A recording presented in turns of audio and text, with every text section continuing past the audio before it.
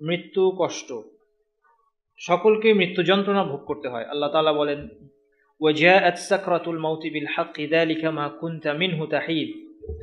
মৃত্যু যন্ত্রণা বাস্তবিক পক্ষেই আসবে, আর এ থেকেই তুমি পালিয়ে থাকতে চাইতে। মুমিনদেরকেও মৃত্যু কষ্ট ভোগ করতে হয়। স্বয়ং নবী মুহাম্মদ সাল্লাল্লাহু আলাইহি সাল্লাম মৃত্যুকালে কষ্ট ভোগ করেছিলেন।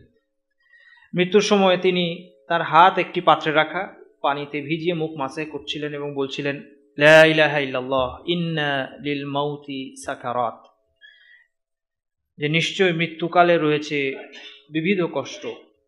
এই জন্য আয়েশা রাদিয়াল্লাহু আনহা বলেন, মা রাআইতুল ওয়াজআ আলা আহাদিন আশাদ্দা মিনহু আলা রাসূলিল্লাহি সাল্লাল্লাহু আলাইহি ওয়াসাল্লাম, আমি আল্লাহর রাসূলের চেয়ে বেশি মৃত্যু যন্ত্রণা ভোগ করতে কাউকে দেখিনি। সুতরাং বিশ্বাসী অবিশ্বাসী সকলকে মৃত্যু যন্ত্রণা ভোগ করতে হয়। তবে অবিশ্বাসীদের মৃত্যু যন্ত্রণা তাদের শাস্তির অংশ, এবং সেটা মুমিনদের চেয়ে অনেক বেশি।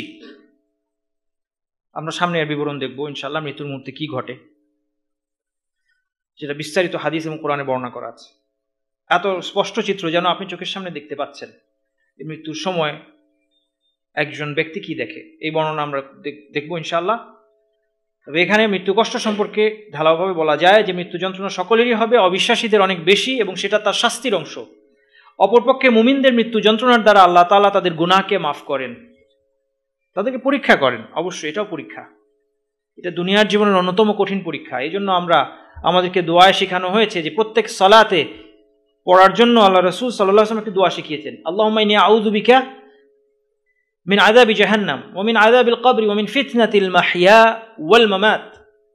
আমরা আল্লাহর কাছে আশ্রয় চাই জাহান্নামের আযাব থেকে, কবরের আযাব থেকে, এবং মিন ফিতনাতিল মাহইয়া ওয়াল মামাত, জীবন এবং মৃত্যুর ফিতনা থেকে, জীবন এবং মৃত্যুর পরীক্ষা থেকে। এটা কঠিন পরীক্ষা এবং এই কষ্ট সকলের হবে।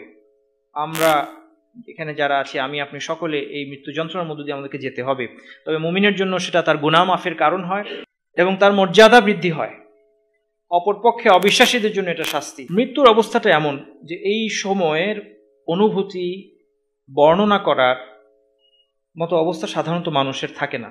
তবে কেউ কেউ মৃত্যুর যে কষ্ট সেটা বর্ণনা করার চেষ্টা করেছেন। এর মধ্যে কেউ কেউ বলেছেন যে মৃত্যুর সময় আমার মনে হয়েছে যেন আকাশ পৃথিবী সব একসাথে আমাকে চাপ দিচ্ছে, আকাশকে পৃথিবীর উপর ফেলে আমাকে চাপ দেওয়া হচ্ছে, এবং আমি একটা সুইয়ের যে ছিদ্র থাকে, সুইয়ের পেছনে যে ছোট্ট ছিদ্র থাকে, সেই ছিদ্র দিয়ে আমি নিঃশ্বাস নিচ্ছি, শ্বাস ফেলছি। কেউ কেউ বলেছেন যে মৃত্যু যন্ত্রণা এমন যে কারো দেহের প্রতিটি শিরা উপশিরায় যদি কাঁটা ঢোকানো হয় এবং খুব শক্তিশালী কেউ যদি হ্যাঁচকা টান দিয়ে সেটা বের করে, তখন তার সারা শরীরে যে কষ্ট হবে সেরকম। মৃত্যু যন্ত্রণা মুমিনের জন্য কল্যাণকর। এই জন্য এই কথাগুলো আমরা এই জন্য বলছি যে আমরা সবাই যারা আছি, আমরা এই যন্ত্রণার মধ্যে দিয়ে আমাদেরকে যেতে হবে। আজ হোক কাল হোক এটা আমাদের জীবনে আসবে। সেই মুহূর্তে আমরা যেন ধৈর্য না হারাই এবং আল্লাহর প্রতি সুধারণা পোষণ করি। আমরা যেন সেই সময় ধৈর্য রাখি এবং আশা করি এই কষ্টের মধ্য দিয়ে আল্লাহ গুনাহ মাফ করবেন, এবং কোনো অবস্থাতেই যেন আল্লাহর অপছন্দনীয় কোনো কথা এই অবস্থায় মুখ দিয়ে আমাদের বের না হয়। এটা এক কঠিন পরীক্ষা। এই পরীক্ষায় আমরা উত্তীর্ণ হতে পারলে, ঈমানের উপর মৃত্যুবরণ করতে পারলে ইনশাআল্লাহ এরপর বিশ্রাম পাওয়া যাবে।